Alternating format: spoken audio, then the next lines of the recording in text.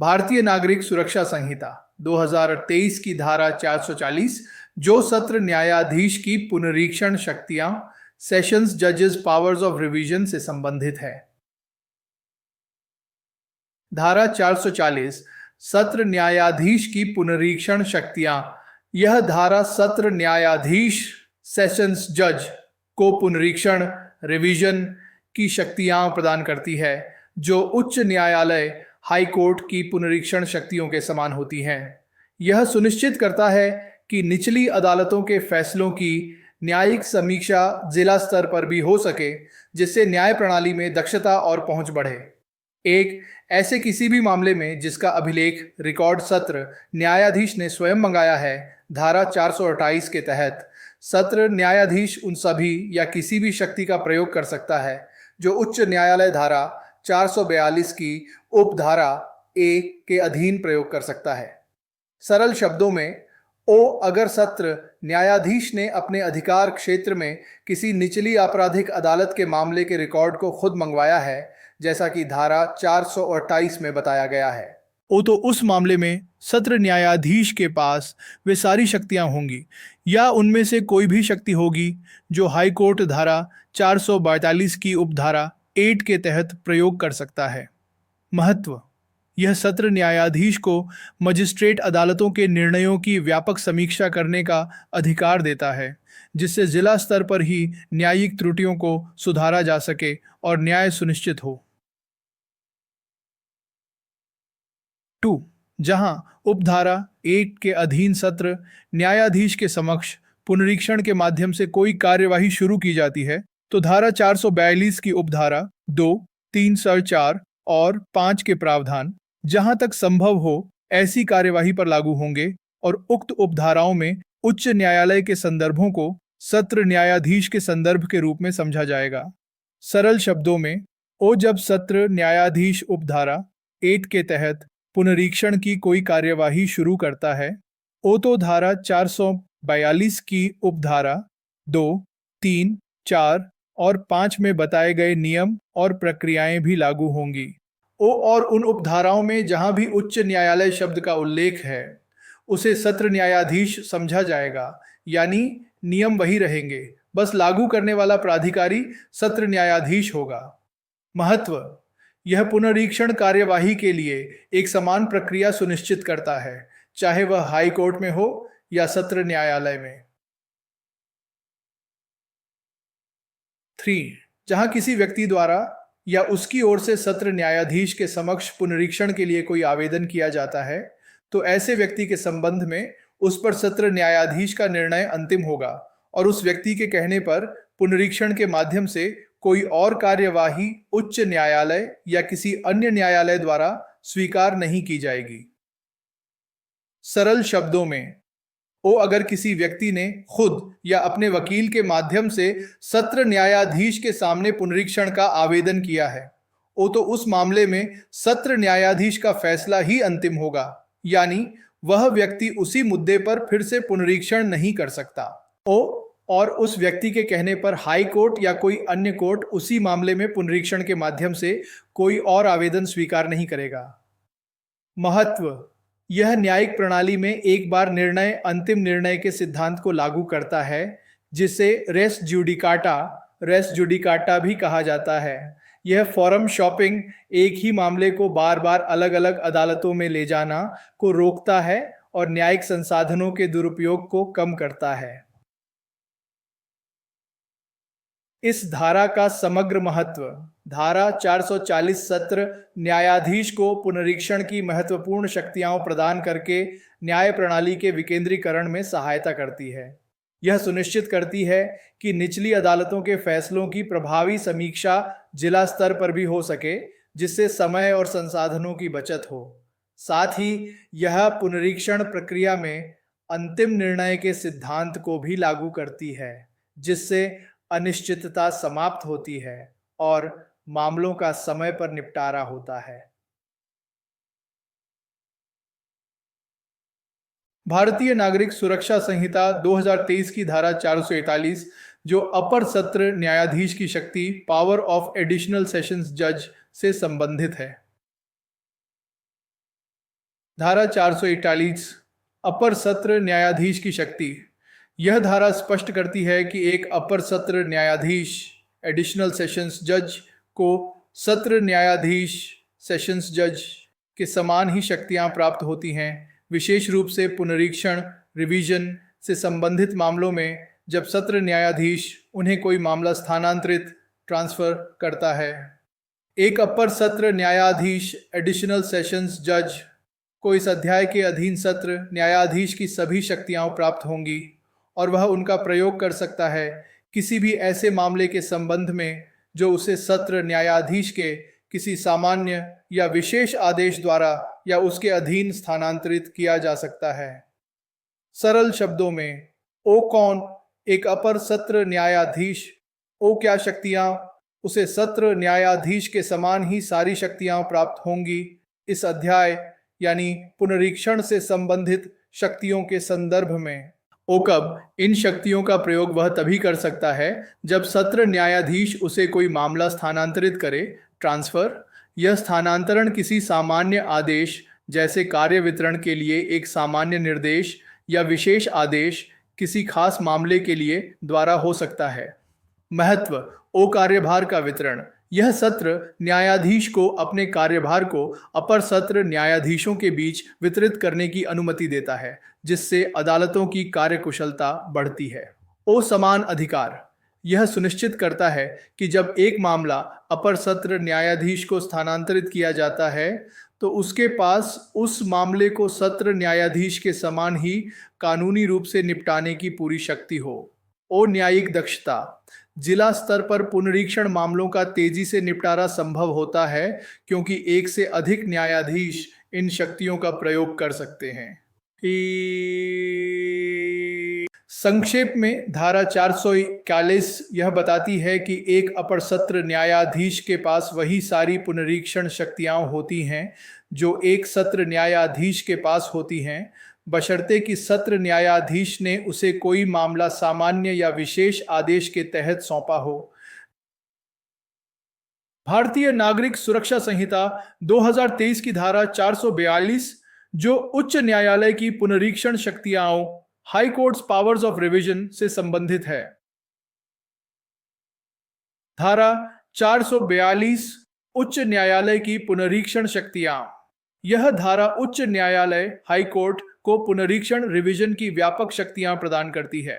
यह सुनिश्चित करती है कि अधीनस्थ आपराधिक न्यायालयों के निर्णयों और कार्यवाहियों की न्यायिक समीक्षा उच्चतम स्तर पर हो सके ताकि न्याय सुनिश्चित हो और कानून का सही अर्थ लगाया जा सके।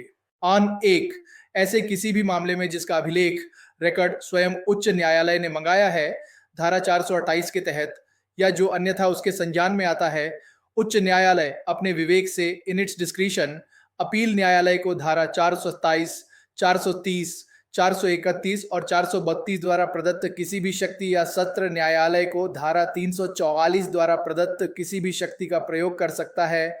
और जब पुनरीक्षण न्यायालय का गठन करने वाले न्यायाधीश समान रूप से राय में विभाजित हों तो मामले का निपटारा धारा 433 में उपबंधित तरीके से किया जाएगा। सरल शब्दों में, ओ कब लागू होता है जब हाई कोर्ट ने किसी निचली अदालत के मामले के कागजात रिकॉर्ड खुद मंगवाए हों धारा 428 के तहत, या जब किसी और तरीके से कोई मामला हाई कोर्ट के संज्ञान में आता है जैसे किसी याचिका या रिपोर्ट से। ओ हाई कोर्ट की शक्ति। हाई कोर्ट के पास अपना विवेक डिस्क्रिशन होता है।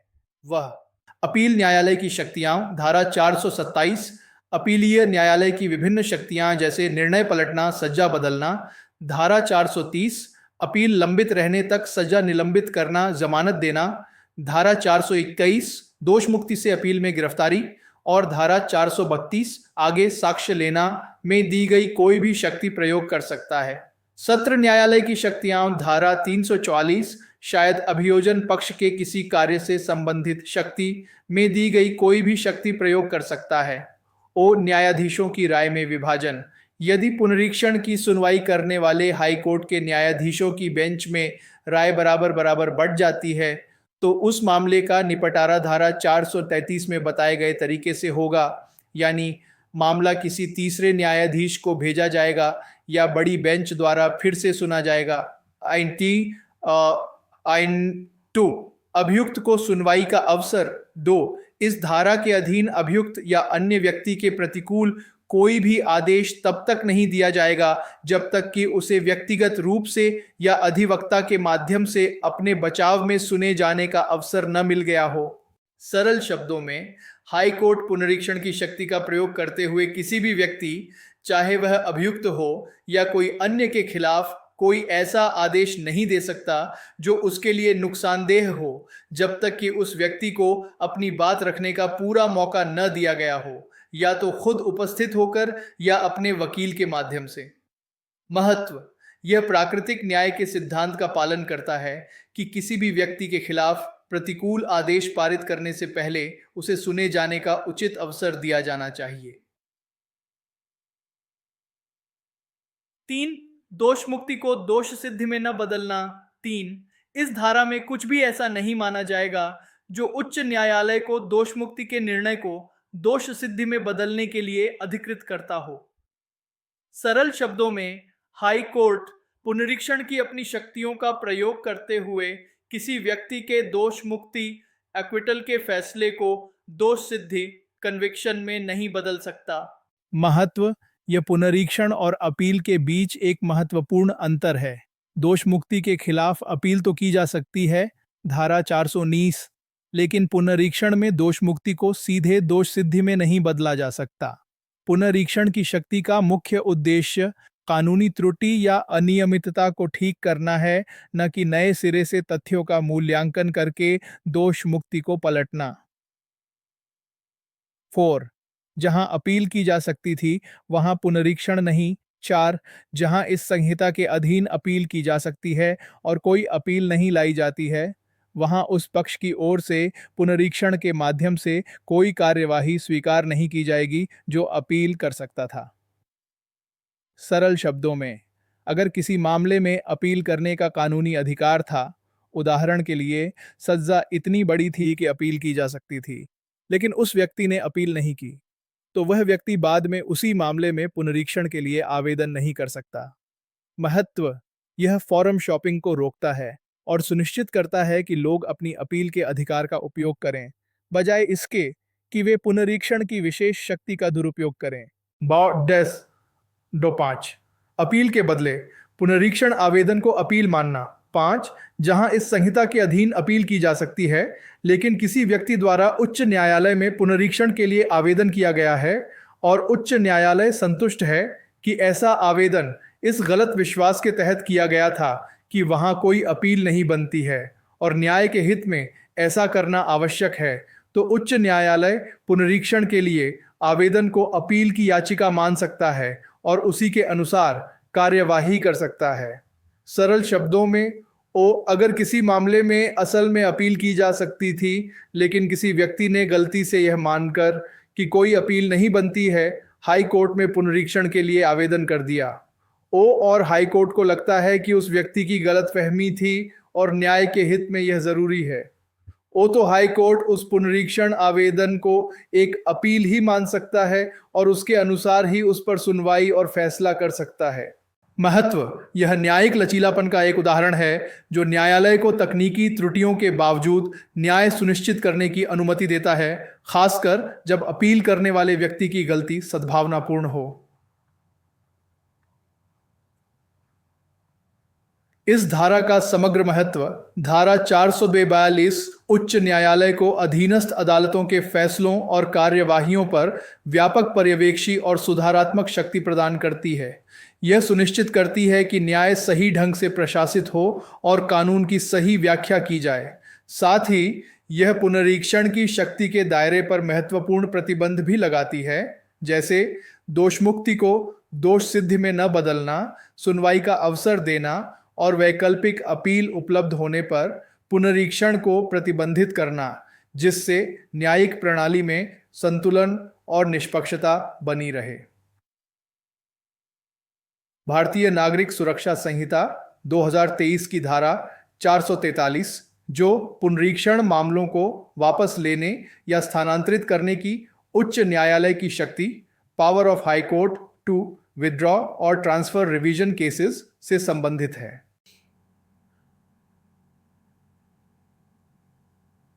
धारा 443 पुनरीक्षण मामलों को वापस लेने या स्थानांतरित करने की उच्च न्यायालय की शक्ति।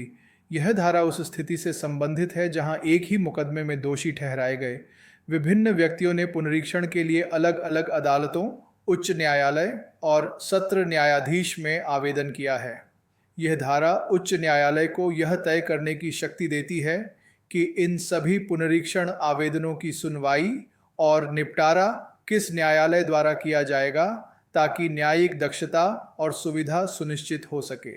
बेक जब भी एक ही विचारण ट्रायल में दोषी ठहराए गए एक या अधिक व्यक्ति उच्च न्यायालय में पुनरीक्षण के लिए आवेदन करते हैं और उसी विचारण में दोषी ठहराया गया कोई अन्य व्यक्ति सत्र न्यायाधीश को पुनरीक्षण के लिए आवेदन करता है, तो उच्च न्यायालय पक्षकारों की सामान्य सुविधा और शामिल प्रश्नों के महत्व को ध्यान में रखते हुए यह निर्णय करेगा कि दोनों न्यायालयों में से कौन सा न्यायालय पुनरीक्षण के आवेदनों का अंतिम रूप से निपटारा करेगा। और जब उच्च न्यायालय यह निर्णय करता है कि सभी पुनरीक्षण आवेदनों का निपटारा स्वयं उसके द्वारा किया जाना चाहिए, तो उच्च न्यायालय यह निर्देश देगा कि सत्र न्यायाधीश के समक्ष लंबित पुनरीक्षण आवेदनों को स्वयं को स्थानांतरित किया जाए।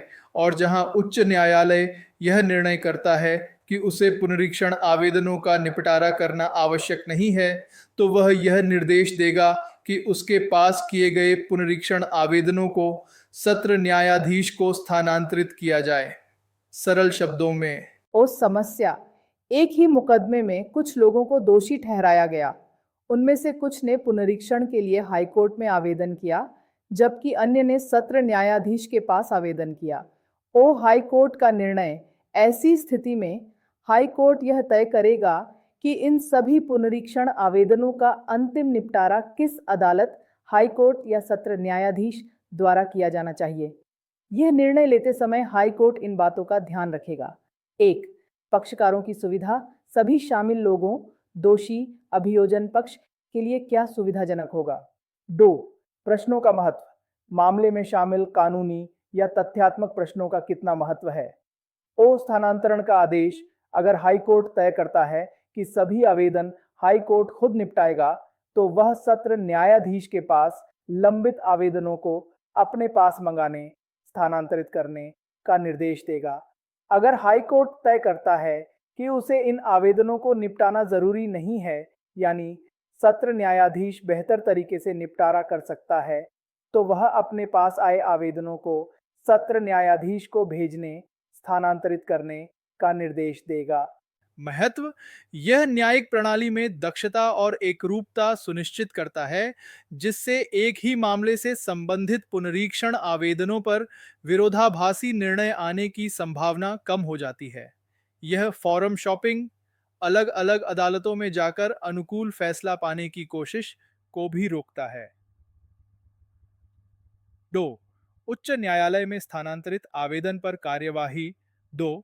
जब भी पुनरीक्षण के लिए कोई आवेदन उच्च न्यायालय में स्थानांतरित किया जाता है, तो वह न्यायालय उससे ऐसे ही निपटेगा मानो वह उसके समक्ष विधिवत किया गया आवेदन हो। सरल शब्दों में, यदि सत्र न्यायाधीश के पास से कोई पुनरीक्षण आवेदन हाई कोर्ट में आता है, तो हाई कोर्ट उसे वैसे ही संभालेगा और उस पर विचार करेगा जैसे कि वह आवेदन शुरू से ही हाई कोर्ट में ही दायर किया गया था। 3. सत्र न्यायाधीश को स्थानांतरित आवेदन पर कार्यवाही।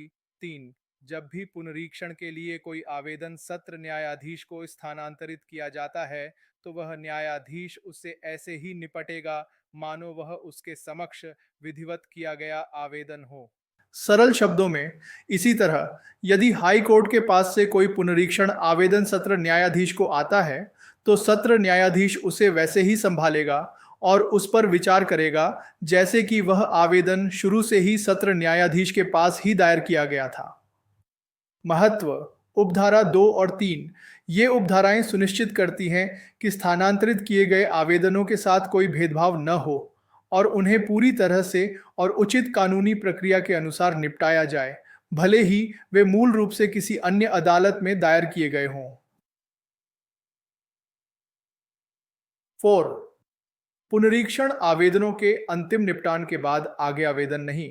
4, जहां पुनरीक्षण के लिए कोई आवेदन उच्च न्यायालय द्वारा सत्र न्यायाधीश को स्थानांतरित कर दिया जाता है, वहां सत्र न्यायाधीश द्वारा जिन व्यक्ति या व्यक्तियों के पुनरीक्षण आवेदनों का निपटारा किया गया है, उनकी ओर से कोई और पुनरीक्षण आवेदन उच्च न्यायालय या किसी अन्य न्यायालय में नहीं किया जाएगा।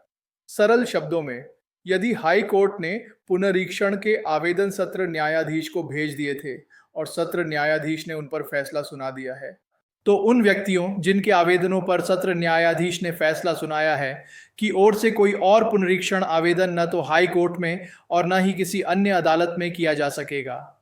महत्व, यह एक ही मुद्दे पर एक ही प्रकार की न्यायिक समीक्षा का एक मौका के सिद्धांत को पुष्ट करता है। एक बार जब पुनरीक्षण का मामला एक सक्षम अपीलीय पुनरीक्षण न्यायालय, चाहे हाई कोर्ट द्वारा नामित सत्र न्यायाधीश ही क्यों न हो, द्वारा तय कर दिया जाता है, तो उसे फिर से पुनरीक्षण के माध्यम से चुनौती नहीं दी जा सकती। यह मुकदमों की अंतिम प्रकृति और न्यायिक संसाधनों के कुशल उपयोग को बनाए रखता है। इस धारा का समग्र महत्व। धारा 443 आपराधिक न्याय प्रणाली में पुनरीक्षण कार्यवाहियों के प्रबंधन के लिए एक सुव्यवस्थित और कुशल प्रक्रिया प्रदान करती है। यह सुनिश्चित करती है कि जब एक ही मामले से संबंधित पुनरीक्षण आवेदन अलग अलग अदालतों में दायर किए गए हों, तो निर्णय लेने की शक्ति केंद्रीय रूप से हाई कोर्ट के पास हो, जो पक्षकारों की सुविधा और मामले के महत्व के आधार पर उपयुक्त फोरम का निर्धारण करता है। यह न्यायिक कार्यभार के प्रभावी वितरण और एक ही मामले पर विरोधाभासी निर्णयों से बचने में मदद करती है, जिससे न्याय का प्रभावी प्रशासन होता है। भारतीय नागरिक सुरक्षा संहिता 2023 की धारा 444, जो पक्षकारों को सुनने का न्यायालय का विकल्प, option of court to hear parties, से संबंधित है। धारा 444, पक्षकारों को सुनने का न्यायालय का विकल्प। यह धारा पुनरीक्षण रिवीजन की कार्यवाही के दौरान पक्षकारों को सुने जाने के संबंध में एक महत्वपूर्ण सिद्धांत स्थापित करती है। यह बताती है कि पुनरीक्षण में सुनवाई का अधिकार हमेशा उपलब्ध नहीं होता, बल्कि यह न्यायालय के विवेक डिस्क्रिशन पर निर्भर करता है। इस संहिता द्वारा स्पष्ट रूप से अन्यथा उपबंधित के सिवाय, save as otherwise expressly provided by this संहिता, किसी भी पक्ष को पुनरीक्षण की शक्तियों का प्रयोग करने वाले किसी भी न्यायालय के समक्ष व्यक्तिगत रूप से या किसी अधिवक्ता द्वारा सुने जाने का कोई अधिकार नहीं है। लेकिन न्यायालय, यदि वह उचित समझे, ऐसी शक्तियों का प्रयोग करते समय किसी भी पक्ष को व्यक्तिगत रूप से या किसी अधिवक्ता द्वारा सुन सकता है। सरल शब्दों में समझने के लिए, सामान्य नियम, कोई अधिकार नहीं। भारतीय नागरिक सुरक्षा संहिता में जहां स्पष्ट रूप से कुछ और न कहा गया हो, वहां पुनरीक्षण की शक्तियों का उपयोग करने वाले किसी भी न्यायालय, जैसे हाई कोर्ट या सत्र न्यायाधीश, के सामने किसी भी पक्षकार पार्टी को यह कानूनी अधिकार नहीं है कि उसे खुद या अपने वकील के माध्यम से सुना जाए। इसका मतलब है कि आप यह दावा नहीं कर सकते कि आपको सुना ही जाना चाहिए। न्यायालय का विवेक, सुनने का विकल्प। हालांकि यह पूरी तरह से न्यायालय के विवेक डिस्क्रिशन पर है। यदि न्यायालय उचित समझे, इफ इट थिंक्स फिट, तो पुनरीक्षण की शक्ति का प्रयोग करते समय वह किसी भी पक्षकार को खुद या उसके वकील के माध्यम से सुन सकता है। महत्व। पुनरीक्षण का स्वभाव। पुनरीक्षण अपील से भिन्न होता है। अपील में आमतौर पर सुनवाई का अधिकार होता है, जबकि पुनरीक्षण का मुख्य उद्देश्य अधीनस्थ न्यायालय के रिकॉर्ड में कानूनी त्रुटि, अवैधता या अनुचितता की जांच करना होता है। यह साक्ष्य के नए सिरे से मूल्यांकन के लिए नहीं होता, इसलिए व्यक्तिगत सुनवाई हमेशा आवश्यक नहीं मानी जाती। कार्यकुशलता। यह न्यायालयों को उन पुनरीक्षण आवेदनों को जल्दी से निपटाने की अनुमति देता है जिनमें कोई ठोस कानूनी आधार नहीं होता और जहां मौखिक बहस से कोई अतिरिक्त लाभ नहीं होगा। न्यायिक विवेक। यह न्यायालय को उन मामलों में सुनवाई करने की अनुमति देता है जहां वह समझता है कि पक्षकारों को सुनना न्याय के लिए आवश्यक है, भले ही कोई पूर्ण अधिकार न हो। यह सुनिश्चित करता है कि न्याय के हित में कोई चूक न हो। ओ अपवाद, यह धारा इस बात पर भी जोर देती है कि इस संहिता द्वारा स्पष्ट रूप से अन्यथा उपबंधित के सिवाय। इसका अर्थ है कि यदि संहिता में कहीं और स्पष्ट रूप से पुनरीक्षण में सुनवाई का अधिकार दिया गया है, जैसे धारा 442(2), जहां अभियुक्त के प्रतिकूल आदेश देने से पहले उसे सुने जाने का अवसर देना अनिवार्य है, तो वह विशिष्ट प्रावधान इस धारा पर हावी होगा। या कैक संक्षेप में, धारा 444 यह स्पष्ट करती है कि पुनरीक्षण की कार्यवाही में किसी भी पक्ष को व्यक्तिगत रूप से या वकील के माध्यम से सुने जाने का कोई पूर्ण कानूनी अधिकार नहीं है। हालांकि न्यायालय यदि वह उचित समझे तो अपने विवेक से किसी भी पक्ष को सुन सकता है। यह पुनरीक्षण की प्रकृति और न्यायिक प्रक्रिया की दक्षता को दर्शाता है।